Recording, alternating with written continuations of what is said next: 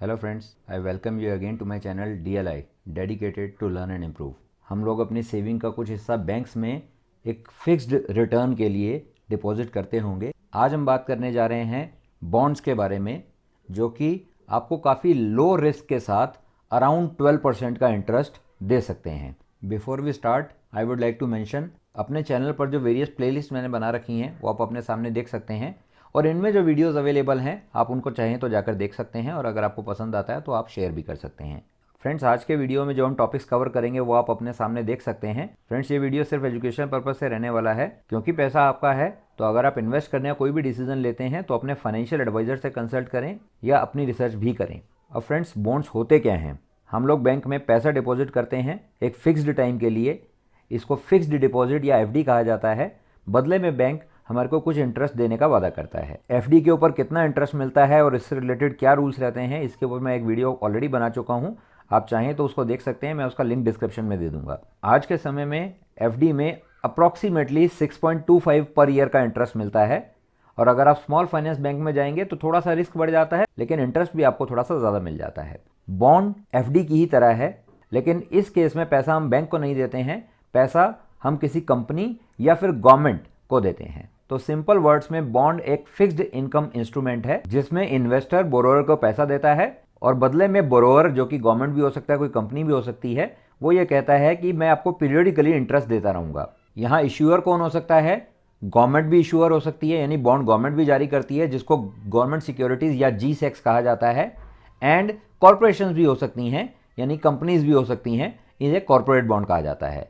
Bond का purpose क्या है? किसी प्रोजेक्ट के लिए कैपिटल या पैसा रेज करने के लिए बॉन्ड इशू किए जाते हैं, कंपनी के ऑपरेशंस के लिए, या फिर डेट को रीफाइनेंस करने के लिए। यानी कंपनी ने कहीं से ऑलरेडी उधार ले रखा है, लेकिन वहां रेट ऑफ इंटरेस्ट ज़्यादा है, तो कंपैरेटिवली लोअर इंटरेस्ट रेट पे कंपनी पैसा उठाती है और हायर इंटरेस्ट रेट वाले डेट को पे करती है, ताकि उसकी फाइनेंशियल पोजीशन थोड़ी सी बेटर हो जाए और कंपनी अच्छे से ग्रो कर पाए। बॉन्ड में 3 मेजर कंपोनेंट है। एक तो फेस वैल्यू यानी प्रिंसिपल अमाउंट।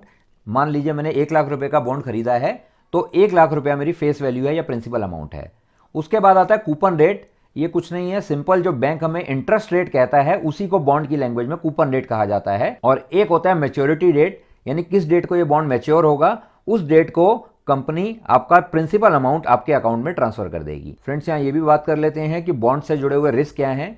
तो जो गवर्नमेंट सिक्योरिटीज हैं, GSEC हैं, उनमें तो सॉवरेन गारंटी रहती है, यानी उसमें तो सरकार की गारंटी रहती है, उसमें तो रिस्क होता ही नहीं है, लेकिन उसमें कंपैरेटिवली इंटरेस्ट रेट भी कम होता है। लेकिन जो कॉर्पोरेट बॉन्ड हैं उनमें कुछ रिस्क इन्वॉल्व होते हैं। वो रिस्क भी स्टॉक या इक्विटी की कंपैरिजन में कम होते हैं। अब कंपनी जब पैसा उठाती है तो यूजुअली कुछ लॉन्गर ड्यूरेशन के लिए ही बॉन्ड इशू किए जाते हैं। मान लीजिए 2 साल के लिए, 3 साल के लिए, या इवन 10 साल के लिए भी बॉन्ड इशू किए जाते हैं। अगर आपने बॉन्ड ले लिया है और आपको बीच में बेचने की जरूरत पड़ती है तो आप उसको सेकेंडरी मार्केट में सेल भी कर सकते हैं, लेकिन यहाँ लिक्विडिटी का थोड़ा सा इशू रहता है। अब बहुत से लोग बॉन्ड से फेमिलियर नहीं होते हैं, बॉन्ड में इन्वेस्ट कम ही करते हैं, इस वजह से जब आपको बेचना हो तो बायर मिलना इतना इजी नहीं रहता है। अब कॉर्पोरेट बॉन्ड को हम किस तरह से क्लासिफाई करते हैं? जब भी फ्रेंड्स हम लोन लेते हैं तो 2 तरह का होता है, सिक्योर्ड और अनसिक्योर्ड। सिक्योर्ड का मतलब क्या है कि आपने बदले में सिक्योरिटी के लिए कुछ दिया है। मान लीजिए कि मुझे 40 लाख का लोन चाहिए, तो मैं जिससे लोन लेने जाता हूं वो कहता है कि आप अपने प्रॉपर्टी के पेपर हमारे पास रखो, आपकी प्रॉपर्टी 60 लाख की है, आप 40 लाख का लोन लो, उसको टाइमली उतारो और अपनी प्रॉपर्टी के पेपर ले जाओ। तो इस तरह के लोन जिसमें कुछ गिरवी रखा जाता है, कुछ कोलेटरल रखा जाता है, उन्हें कहा जाता है सिक्योर्ड बॉन्ड। अब ये सिक्योर्ड बॉन्ड भी 2 तरह के होते हैं। एक senior secured bond. Senior secured bond का मतलब है कि अगर कंपनी में कुछ फाइनेंशियल इशू आ जाता है और कंपनी डिफॉल्ट कर जाती है, इन दैट केस उसके सारे एसेट्स को लिक्विडेट किया जाएगा, यानी उसके सारे एसेट्स को बेचा जाएगा, और जो भी पैसा आएगा उसे सबसे पहले उन लोगों को चुकाया जाएगा जो सीनियर सिक्योर्ड बॉन्ड होल्ड करते हैं। बाकी लोगों को पेमेंट उसके बाद की जाएगी। सिक्योर्ड बॉन्ड जो होते हैं वो कंपैरेटिवली सेकंड प्रायोरिटी में आते हैं पे आउट के मामले में, इन केस कंपनी डिफॉल्ट कर जाती है तो। अब अनसिक्योर्ड बॉन्ड क्या होते हैं, जिन्हें डिबेंचर भी कहा जाता है। इसमें कंपनी कहती है कि मेरी फेस वैल्यू इतनी अच्छी है, मेरी क्रेडिट वर्दीनेस इतनी अच्छी है, तो आप मेरे कहने से ही पैसा दे दो, आपका पैसा डूबेगा नहीं। तो अगर कोई बड़ी कंपनी है तो हम ट्रस्ट करके पैसा इन्वेस्ट करते हैं। तो मान लीजिए कोई कंपनी डिवेंचर लेकर आई, उसने कहा 9% का मैं इंटरेस्ट दूंगी, 9% मेरा कूपन रेट रहेगा, तो हम उसमें इन्वेस्ट करते हैं और हमें 9% इंटरेस्ट मिलता है। लेकिन अगर किसी अनफॉर्चुनेट सिचुएशन में कंपनी डिफॉल्ट कर जाती है तो उसके अगेंस्ट कोई सिक्योरिटी कंपनी ने जमा नहीं कराई है, इसीलिए इसमें रिस्क हाई रहता है। अब जो कंपनीज हैं उनकी फाइनेंशियल हेल्थ को एसेस करने के लिए क्रेडिट रेटिंग एजेंसीज होते हैं, जिनके आप नाम सामने पढ़ सकते हैं।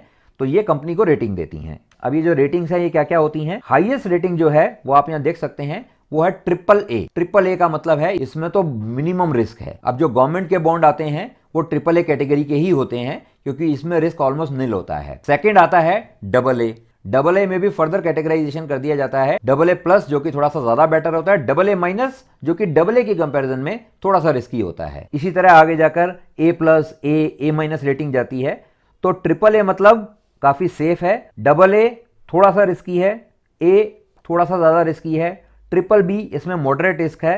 ट्रिपल बी कैटेगरी तक के जो बॉन्ड्स हैं उनको इन्वेस्टमेंट ग्रेड बॉन्ड कहा जाता है, यानी यहीं तक इन्वेस्ट करना एडवाइजेबल रहता है। अगर आप उससे लोअर रेटिंग में जाएंगे तो आपको इंटरेस्ट रेट काफी ज्यादा मिलेगा। कितना मिलेगा अभी मैं आपको बताऊंगा। तो उसमें आपको इंटरेस्ट ज्यादा मिलेगा, लेकिन इसमें रिस्क बहुत ज्यादा हो जाता है। यहां मैं एक कोट शेयर करना चाहूंगा, return of investment is more important than return on investment. तो हम इन्वेस्टमेंट पे रिटर्न पाने के लालच में इतना रिस्क ना ले लें कि इन्वेस्टमेंट ही वापस आना मुश्किल हो जाए। तो जो लोअर कैटेगरी है जो मैंने यहां मेंशन की है, BB plus, BB minus, B plus, B minus, triple C और लास्ट होता है डी, ये तो पूरा डिफॉल्ट ही होता है।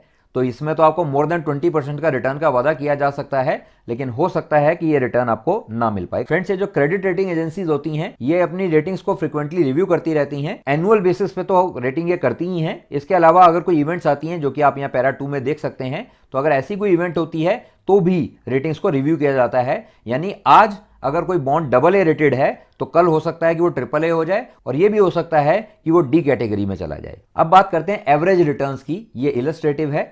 तो जो ट्रिपल ए रेटिंग के बॉन्ड्स होते हैं उनमें रफली 6 to 7.5% का रिटर्न मिलता है। अभी मैं आपको लाइव शो भी करूंगा। और डबल ए में अप्रॉक्सीमेटली 7 to 8.5% इंटरेस्ट मिलता है, ए में 8 to 10%, और ए से नीचे के जो होते हैं उनमें 10 to 14% का इंटरेस्ट मिलता है। तो फ्रेंड्स, कॉर्पोरेट बॉन्ड्स के एडवांटेज क्या हैं? एफडी से बेटर रिटर्न देते हैं, एक रेगुलर इनकम का आपका सोर्स बन जाते हैं, जो कि आपको मंथली, क्वार्टरली और एनुअली सिंपल इंटरेस्ट पे करते रहते हैं। एक डाइवर्सिफिकेशन हो जाता है। अब जो लोग इक्विटी में इन्वेस्ट करते हैं वो ये जानते ही होंगे कि ऑन एन एवरेज कहा जाता है कि इक्विटी में 10 to 15% का रिटर्न तो आप म्यूचुअल फंड में भी इन्वेस्ट करोगे किसी अच्छे में तो भी आप ले लोगे। तो दैट वे अगर कोई सोचे मुझे कॉर्पोरेट बॉन्ड में क्यों ही इन्वेस्ट करना है, तो फ्रेंड्स, मार्केट्स वोलेटाइल रहती हैं। मार्केट में आपके फंड्स की वैल्यू कम होने का भी रिस्क रहता है, लेकिन बॉन्ड्स कंपैरेटिवली काफी लो रिस्क पे एक फिक्स्ड इंटरेस्ट आपको दे देते हैं। अब कुछ जो डिसएडवांटेज या रिस्क इन्वॉल्व है कॉर्पोरेट बॉन्ड में, उसके बारे में बात कर लेते हैं।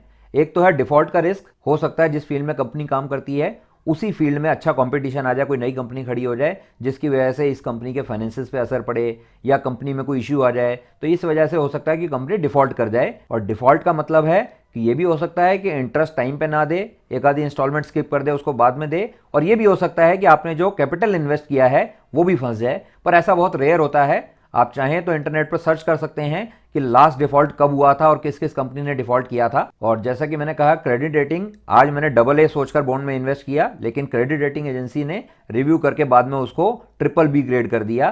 तो डाउनग्रेड का भी रिस्क रहता है, लिक्विडिटी का भी रिस्क रहता है कि मान लीजिए बॉन्ड ले लिया मैंने 2 साल के लिए और मुझे इमीडिएटली पैसे की जरूरत है, अब मैं उसको बेचना चाह रहा हूं और मुझे बायर नहीं मिल रहा। इंटरेस्ट रेट का भी रिस्क रहता है कि मान लीजिए एफडी का इंटरेस्ट रेट बढ़ जाए तो लोग बॉन्ड लेने के लिए कम आएंगे। ऐसे में अगर मैं उसको बेचना चाहूं जो बॉन्ड मैंने खरीद रखा है तो मुझे बायर मिलना और मुश्किल हो जाएगा। And last one is taxation. जो भी आपको इंटरेस्ट मिलता है बॉन्ड इनकम पर वो आपकी टैक्स स्लैब के हिसाब से टैक्सेबल होता है।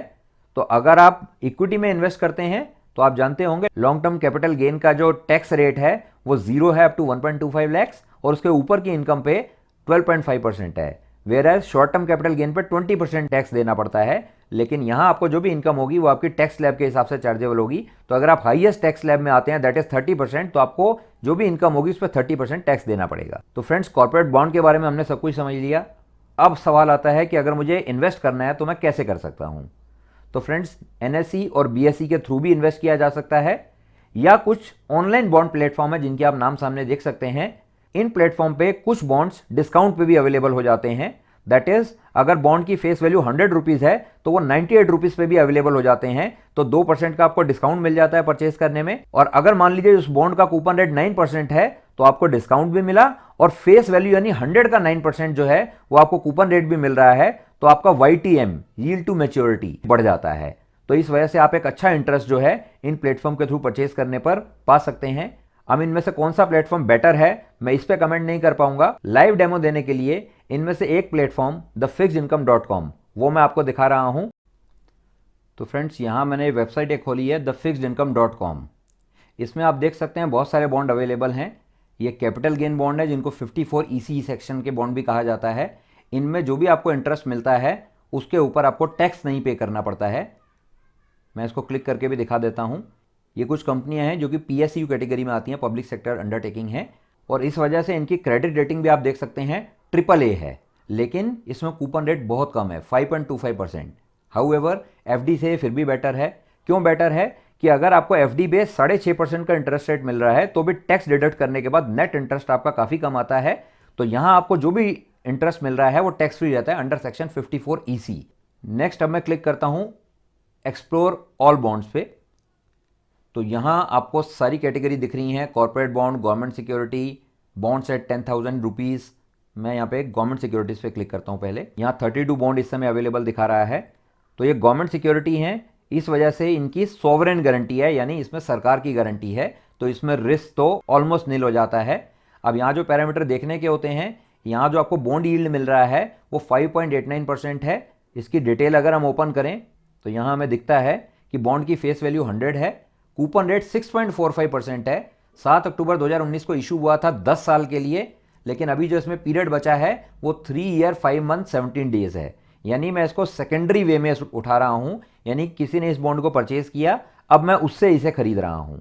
यहाँ जो इंटरेस्ट की फ्रीक्वेंसी है वो भी लिखी है सेमी एनुअली, यानी ये जो 6.45% है ये साल के एंड में नहीं मिलेगा, ये 6 महीने में आपको मिलेगा। यानी अगर आप 1,000 रुपीज़ इन्वेस्ट करते हैं तो 64.5 रुपीज़ इतना आपको इंटरेस्ट मिलेगा एनुअल बेसिस पे, और इसका आधा 6 महीने में 32.25 रुपीज़ मिल जाएगा और बाकी का आधा अगले 6 महीने के बाद मिल जाएगा। और यहाँ मेंशन किया हुआ है कि इंटरेस्ट पेमेंट सिंपल है। यहाँ देख सकते हैं मिनिमम इन्वेस्टमेंट मांग रहा है 10 लाख और दूसरी ऑप्शन है 20 लाख। तो 10 लाख से कम का इस पर्टिकुलर बॉन्ड में आप इन्वेस्ट नहीं कर पाएंगे। इसका प्राइस यहाँ पे 102 दिखा रहा है, यानी 100 रुपीज़ फेस वैल्यू का बॉन्ड आपको थोड़े प्रीमियम पे मिल रहा है, 102 रुपये पे मिल रहा है। इसीलिए जो बॉन्ड का कूपन रेट था 6.45%, आपको उससे कम YTM यील्ड टू मैच्योरिटी दिखा रहा है 5.89%। तो सेंट्रल गवर्नमेंट PSU और इवन स्टेट गवर्नमेंट के भी काफ़ी सारे bond time to time issue होते रहते हैं। अगर आप उनमें इन्वेस्ट करना चाहें तो आप किसी भी ऑनलाइन प्लेटफॉर्म के थ्रू जाके उसमें इन्वेस्ट कर सकते हैं। यहां मैं क्लिक करता हूं बॉन्ड्स एट 10,000 रुपीज़। तो यहां आपको वो बॉन्ड दिखाएगा जिसमें आपको 10,000 के मल्टीपल में इन्वेस्ट करने की ऑप्शन मिलती है। अब आप देख सकते हैं ये सामने एक बॉन्ड दिखा रहा है अडानी एंटरप्राइजेज लिमिटेड 2029 इसका मैच्योरिटी डेट होगा। तो इसमें 8.75% का कूपन रेट है। ये कॉर्पोरेट सेगमेंट का बॉन्ड है, प्राइवेट बॉन्ड है, और देख लेते हैं ये सिक्योर्ड है या अनसिक्योर्ड है। फ्रेंड्स, आप क्रेडिट रेटिंग 2 एजेंसीज की यहाँ देख सकते हैं, इकरा और केयर, AA- की इसकी रेटिंग है, और रेटिंग की डेट है 22 दिसंबर 2025, यानी लास्ट जो इसका रिव्यू हुआ था वो इस डेट को हुआ था। और ये आप देख सकते हैं सीनियर सिक्योर्ड बॉन्ड है।